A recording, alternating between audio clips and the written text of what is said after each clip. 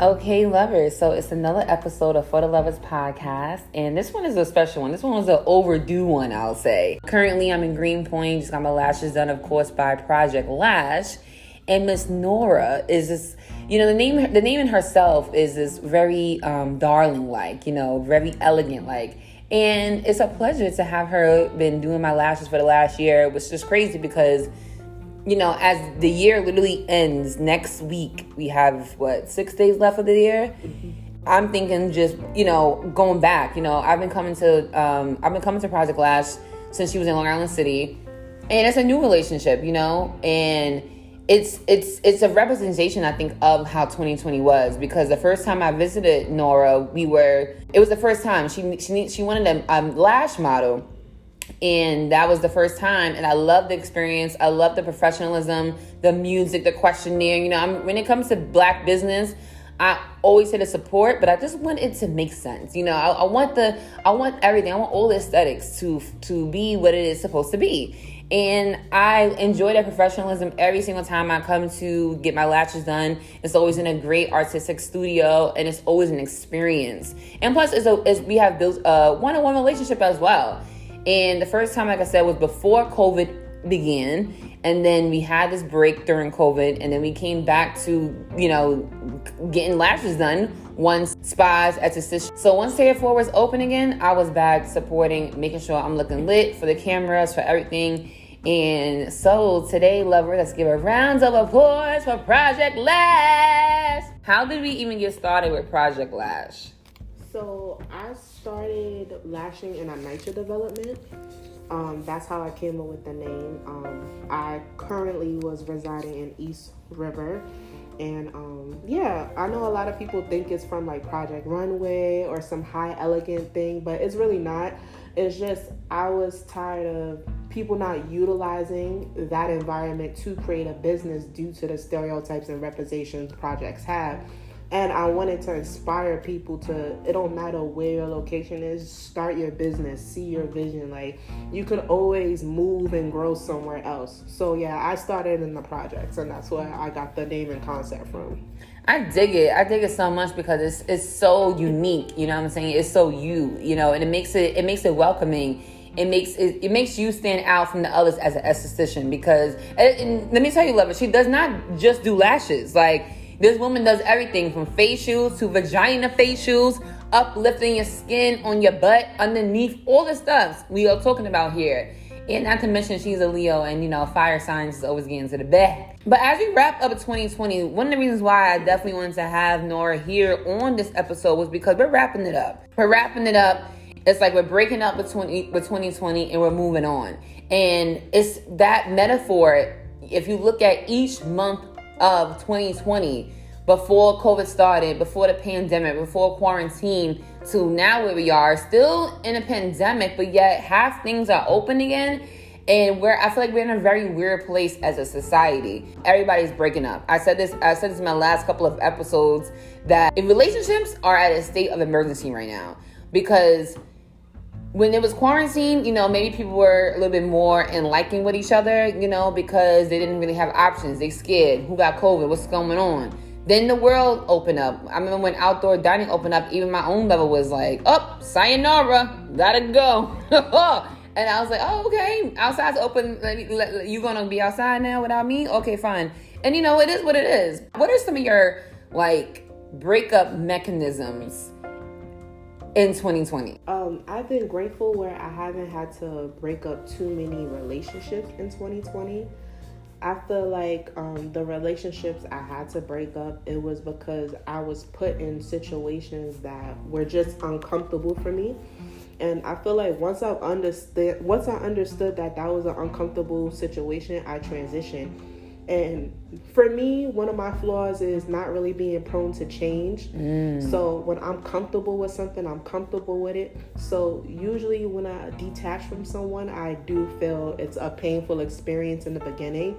But then I also come to realization, like, I was doing fine all these years without this person. Oh my gosh, yes. And I'm going to be fine years on without this person. Oh my gosh, yes. Oh my gosh, and we yes. tend to forget that, like, you came into my life at this moment, but for years, at a time I didn't meet you, I was fine. So I try to think of that mechanism like, yo, I'm gonna be fine regardless. I don't breathe with you.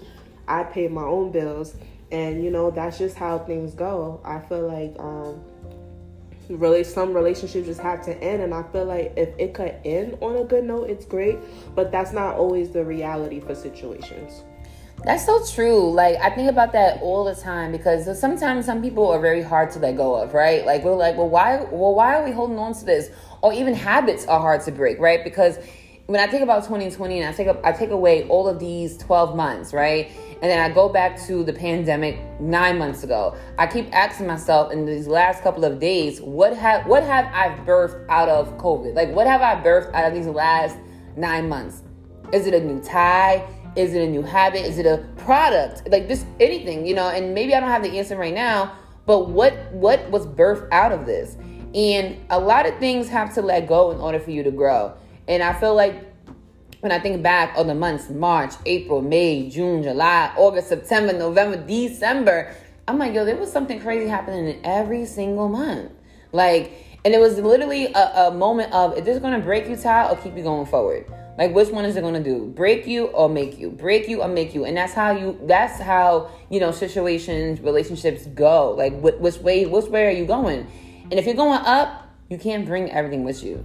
It's going to weigh you down. So what do you think out of from the 9 months that we've been in a pandemic, you've birthed out of a pandemic? I definitely got a new space out of the pandemic. And I feel like the pandemic really taught me there are opportunities out there and you have to utilize them. Some of us got additional funding. Some of us were smart with that funding. Some of us splurged. I chose to be strategic. I was like, when are we ever going to go through something where we get assistance like this? And I mapped it out and I planned it out and I had a vision for it. And I just did what I had to do to maintain and keep that vision. I also learned a lot about my self-healing and some areas where I had to heal, because I feel like the pandemic taught a lot of people that they don't really know how to be alone. Mm-hmm. Like, they don't really know how to have a relationship with themselves. And that's why I feel like so many people were going through a lot of like mental health issues and just a lot of traumatizations when it comes to that. And I feel like this was the perfect year to really figure out yourself and utilize what you need work on and bring that into 2021. And I felt like for a long time that was my issue in general, like me not realizing like, oh, these are traits I have because I don't reflect on myself. These are traits I have because I fill them with voids. So it was really like very self-reflecting, especially towards the end of the year, because there was a lot of transition with the end of the year, and I'm grateful for that transition because I'm just gonna learn from it. I think in order to achieve new levels in life, you have to be able to break those things down, those things that we fear, the things that we put behind us, the things that we forget, the things that's embarrassing, the things that just we say that's not me, but it is you because it was you, but it's no longer you. And I going into 2021, as a young woman, as a young Black woman, it's always a lot of odds against us, right? Just being born Black and as a woman in America is always this automatically you're in a systematic cell from the jump.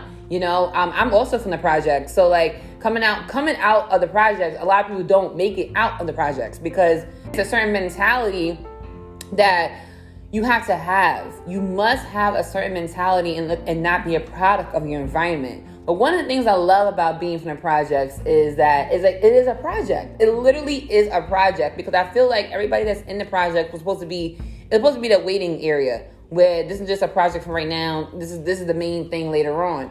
But everybody, sometimes you get caught up and the system holds you back.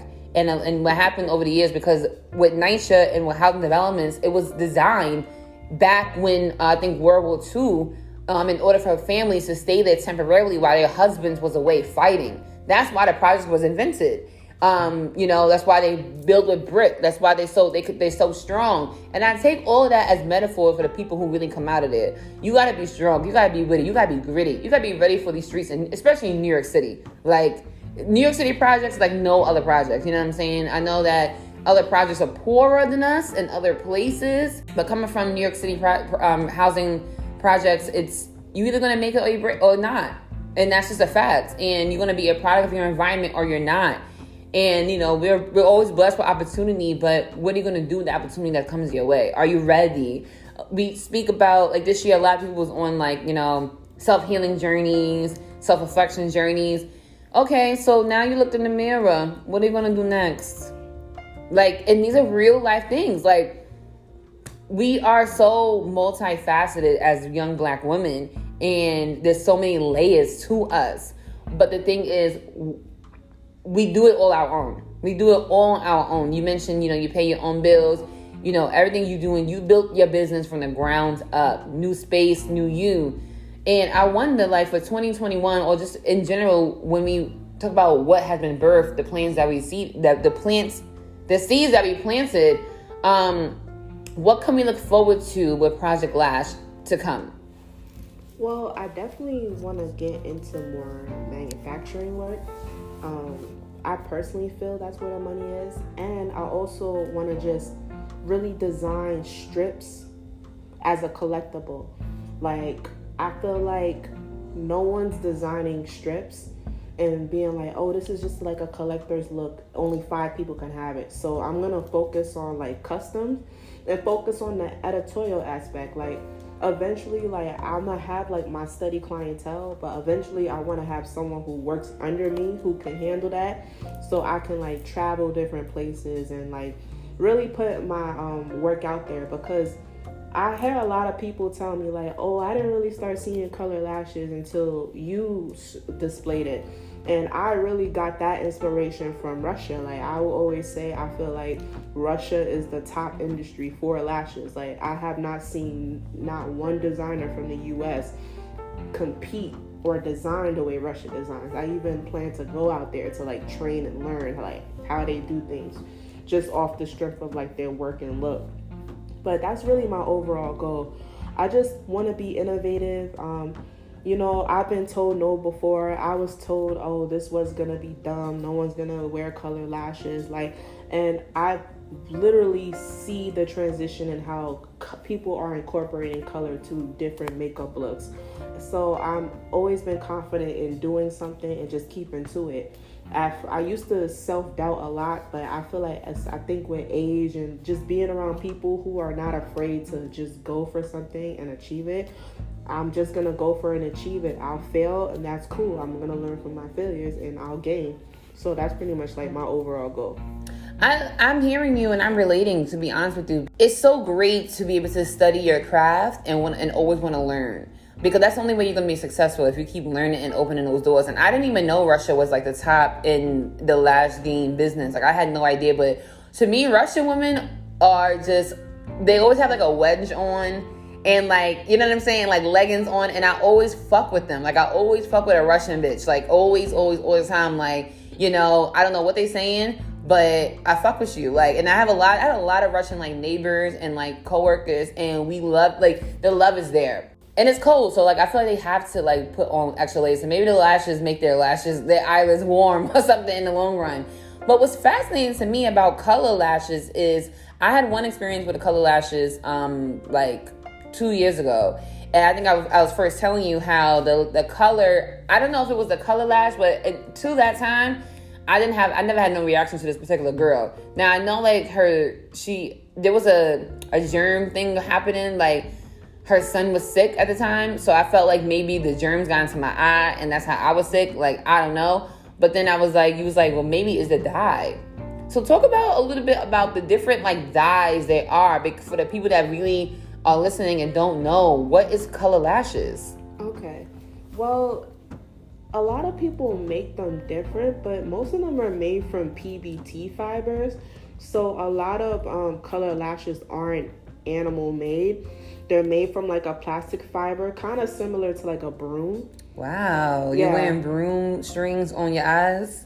Pretty much. That is hilarious to me. Even mink. Like mink's not real mink. Like mink is also PBT fibers, but they sell it as mink because, it's been a luxury, but every manufacturer I've asked, where's your source of mink from? No answer. Interesting. So that's also another reason why I do want to get into manufacturing, because I need to know how things are made, what conditions are like the workers are in. And it's like, if I can create that type of empire with my own workers who are getting well paid, then that will be like a better platform. But usually they're made from PBT fibers. Different PBT fibers takes different formulation for dye. So that's probably could be a reason why you reacted to it, because it's not the same material as a black lash. So it also depends on the material, and also different glues have different cyanides in it and different levels of cyanides, and a lot of people don't react well to cyanides on the skin. Interesting. What's cyanide? I heard about, someone told me this word the other day. They said it's glue and something, and I was like, it's an ingredient they use to bond to make the glue. Oh, okay. I forgot who was telling me about this, but someone was literally telling me. They was like, it's cyanide in that, and I was like, what is cyanide? Like, why is it in my stuff? Like, it was I was like, if this is poison, I don't want this here. But I can't remember what the scenario was. As you can see, lovers, it's been a very long year, and I'm definitely ready to wrap it up. But now, my curiosity also lies in, I guess, the loyalty with your customers, because let's call them your loyalty with your clients, because during the pandemic, we talk about this all the time. I probably see Nora maybe like once a month. I try to come, and we talked about just how the state that in New York City and how we're in. We went from outdoor dining to indoor dining to now indoor dining's closed, and the percentage of catching COVID in indoor dining in New York City is 1%. And obviously, we know that indoor dining or establishments in general are going to take the proper procedures to make sure that we're sanitizing everything. So when Cuomo decided to close down indoor dining, we was like, well, what's going to happen with beauty and spas? Because that's on contact. You're on contact with these people all the time, and you're always at risk. So how did that make you feel during these months when it was time to get back to business? It kind of sucks. It took for a pandemic to be on point, because even at nail salons, I used to notice like really bad habits and bad conditions. And I kind of feel like now everyone's on their P's and Q's. So to be quite honest with you, I'm not mad at it, because I feel like people are more hygienic.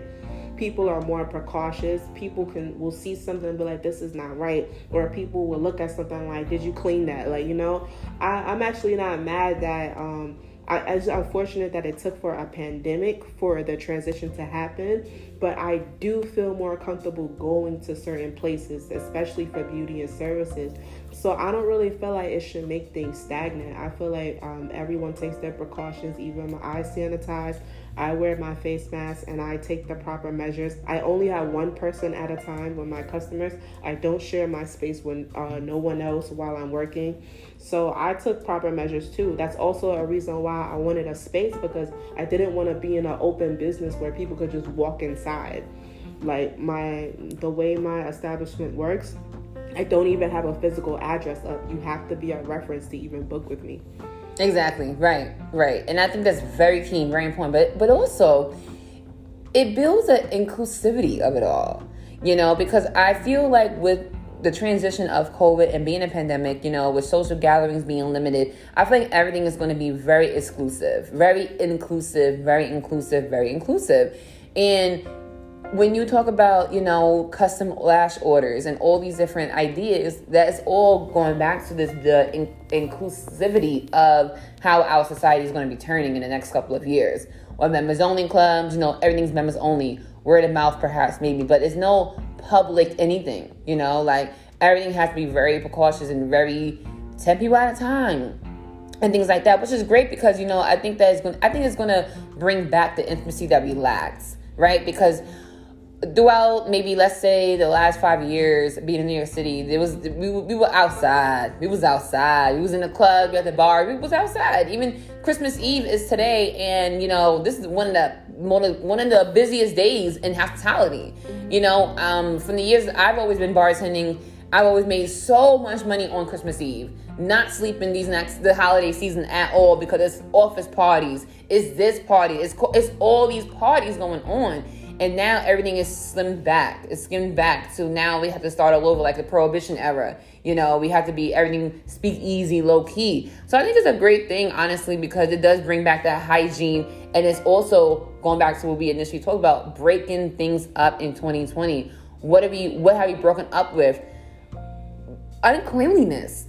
Number one, uncleanliness. Like you said, going to nail salons and seeing this tools being used and just, not breaking those old bad habits.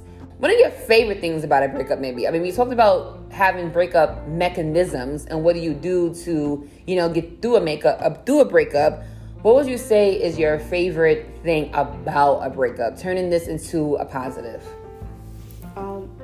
I think my favorite thing about a breakup is accepting why it ended. And also, even if you was to cut communication, I feel like still seeing the beauty in the person.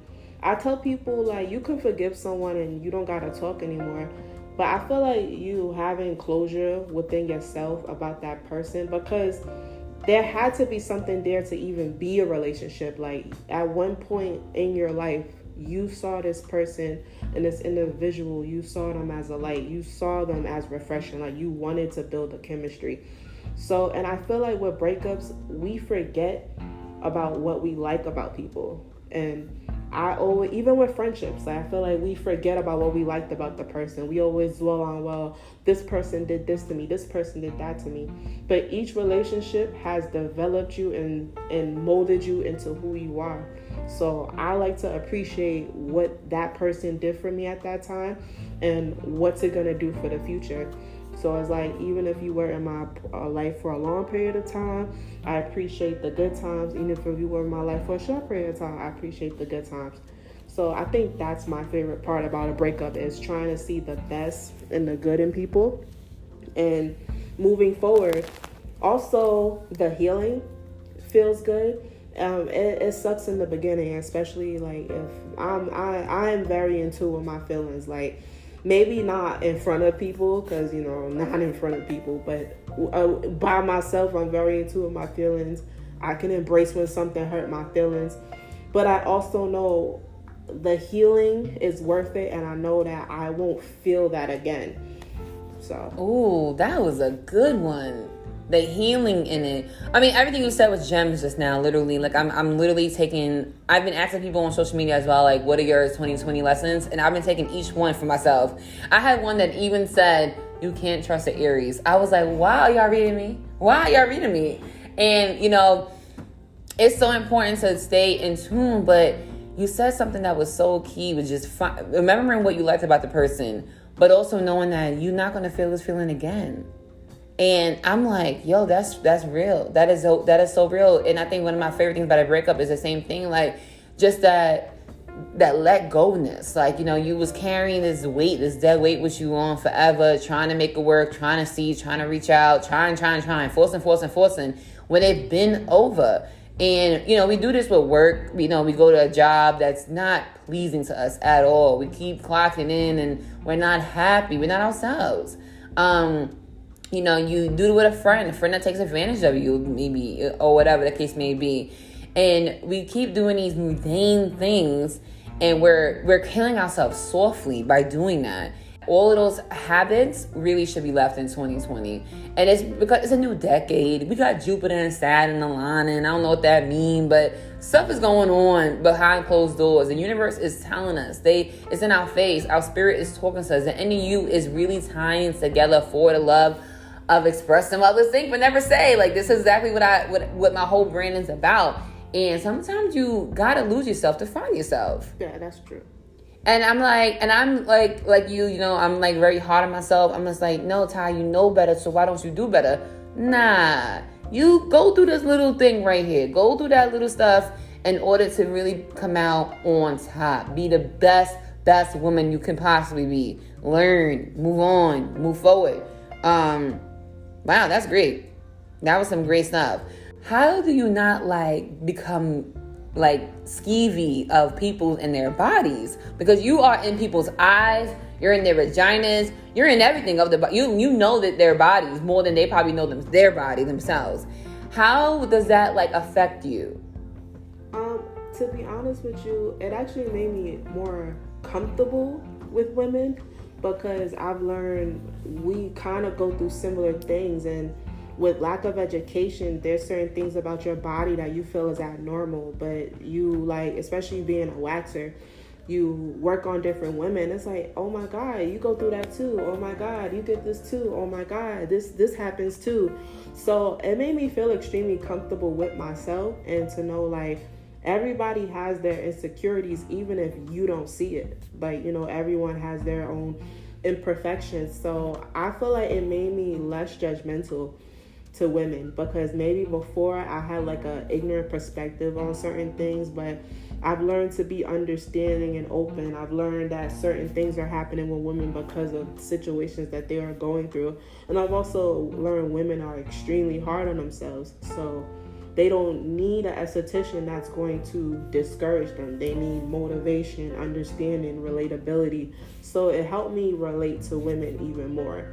And that's why I love what I do. Because honestly, when I went to aesthetic school at first, I didn't really care for skincare much. It was just like, I need to do something with my life. I like makeup. Let's see where I can go with it. I didn't really start liking facials maybe until like, honestly, of last year. I didn't care to do them. I was just mainly waxing, and I only got into lashes because getting into lashes was actually a bet with my friend for a job. Really? Yeah, and I had a knee injury, so I couldn't stand up anymore. So I had to think of something else to do, and we were like, yo, whoever get the job first, and I was able to get it first. Wow. So it was really just like a bet. Really? Then I've grown to love it. I love that actually. Because I think, you had to have such a skill, such a peculiar eye and, steadiness when it comes to doing individual lashes. I mean, you're literally attaching an individual lash to someone's eyelid. And I think that is just so personal. And I'm always fascinated about how you go from 0 to 100 in an hour from getting your lashes done. You know what I'm saying? And it really is that highlight. Why do you think men have such a problem with this whole beauty era that we're in, from the lashes to the hair to the makeup? Why do you think men are so disconnected with that? I think because a platform hasn't really been created for men.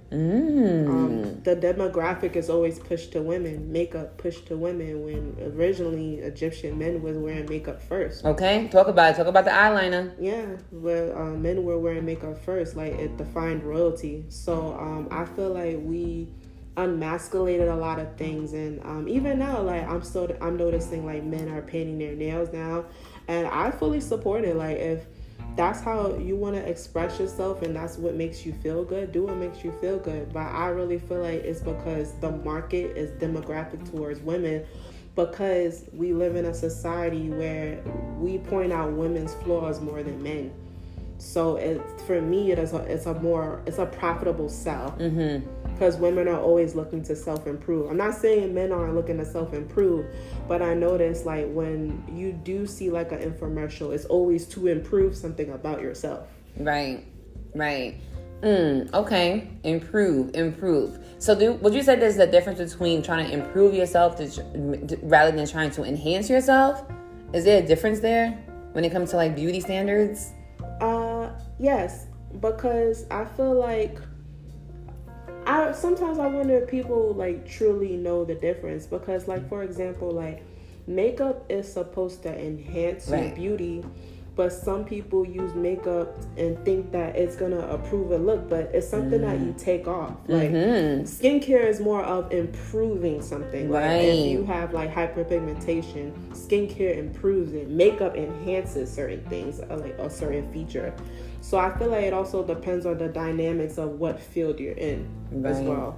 Yeah. If that makes any sense. It makes a lot of sense to me, honest with you, because you definitely gave a clear description of the difference, because like you said, and I always said that, I always thought about it, because guys are like, well, why do you get your lashes done? Because I want to enhance my eyes. Like, I don't have to get lashes. Like, I want to enhance this feature because that's one of my favorite features. Well, why you gotta wear a weave? Because it enhances my look. Like, that's all it is. It's not improving anything, because it's not changing anything, because I could take it off. But improving is the care. That's the care part. The hair care, the skin care, the treatments. All of those investments that you're doing underneath the enhancement is really what it is. And I think that's a great difference there. Where do you see like makeup? Because now I know they have like these magnetic lashes. Have you heard of them? So what is your stance on like where beauty can go innovatively in the next couple of years? I'm excited to see the future because like I'm very impressed with it, but I would like to see makeup that actually improves your skin, your lips, like actually improve. Like I would like to see strips that actually improve your growth. Like I would like to see things that are helping improve something. Like if you have a foundation, there's a formulation in that foundation that brightens your skin.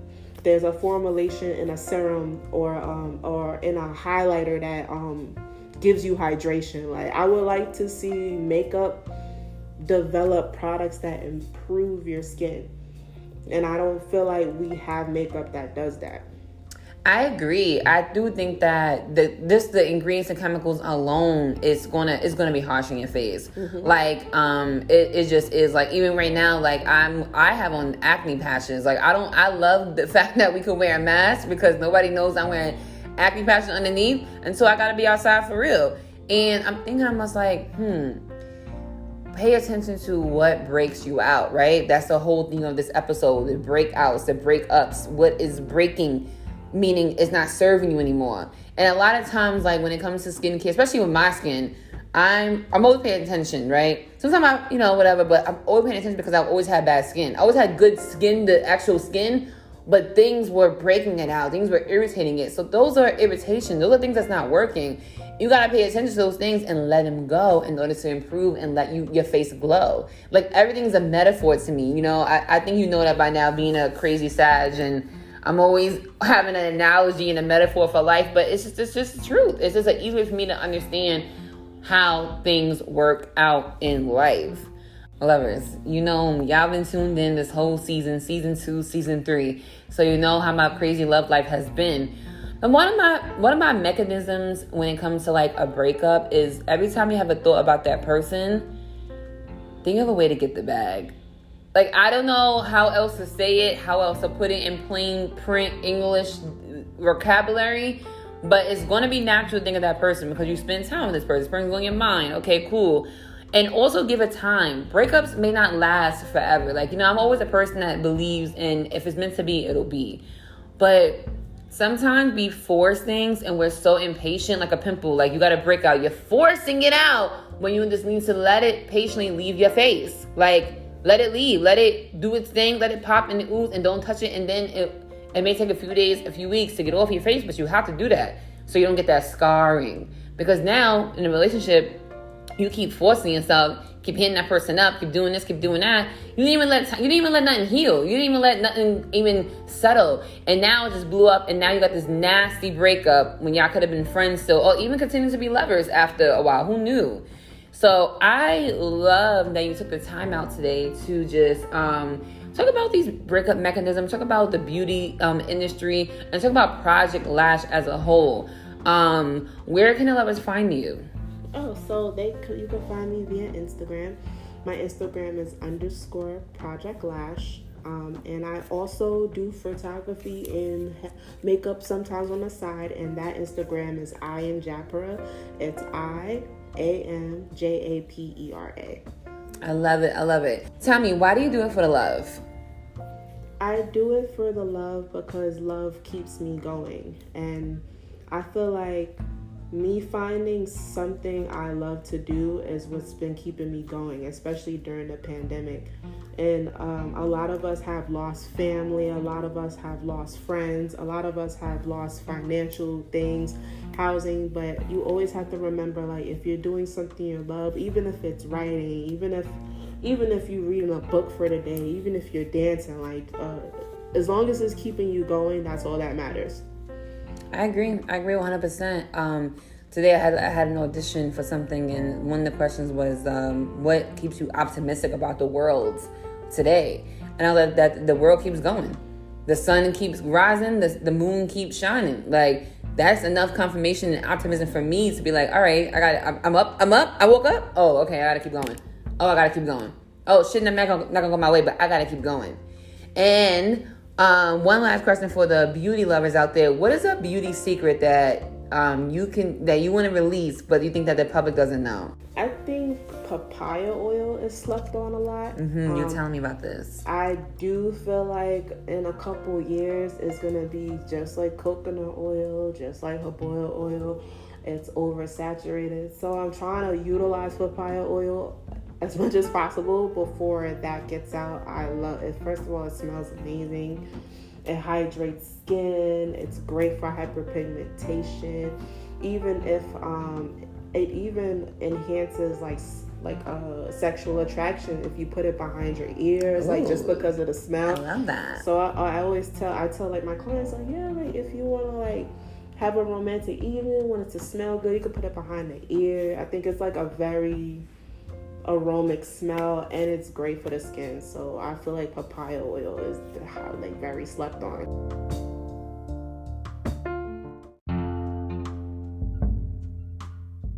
So, lovers, as we wrap up the decade, the year, the breakups we hear, the breakups we fear, a lot of things that I think reveal ourselves through relationships, through business partners, through friends. And as we close up this episode with Project Lash, so she's now on Clubhouse. So if you're on Clubhouse, add us. That's Ty Hampton and at Nora, or what's your Clubhouse name? I am Japra on Clubhouse. Yes, they have so many club rooms on there with photographers as well. Like, I was on one the other day. People in all over the world wanting to connect, and you can easily connect with your Instagram. So I love that feature. But lovers, so make sure you stay tuned with us. You know what I'm saying? Take care of yourself. Keep wearing your mask. Keep sanitizing. Keep minding your business. Drinking your water. And just have a great, blessed new year. That's it. Don't fear nothing. You make mistakes. You grow up. You learn from them. You move on. Don't do it again, though. And love. Really spread love. Like, I think this year I finally learned what it meant to love. Yeah. And it feels good. I love love, and I'm not afraid of it. Like, I'm so open to love, and it's such a great thing.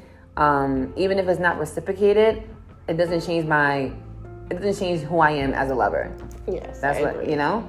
So, lovers, all right. I see you next year. See you 2021. All right, lovers.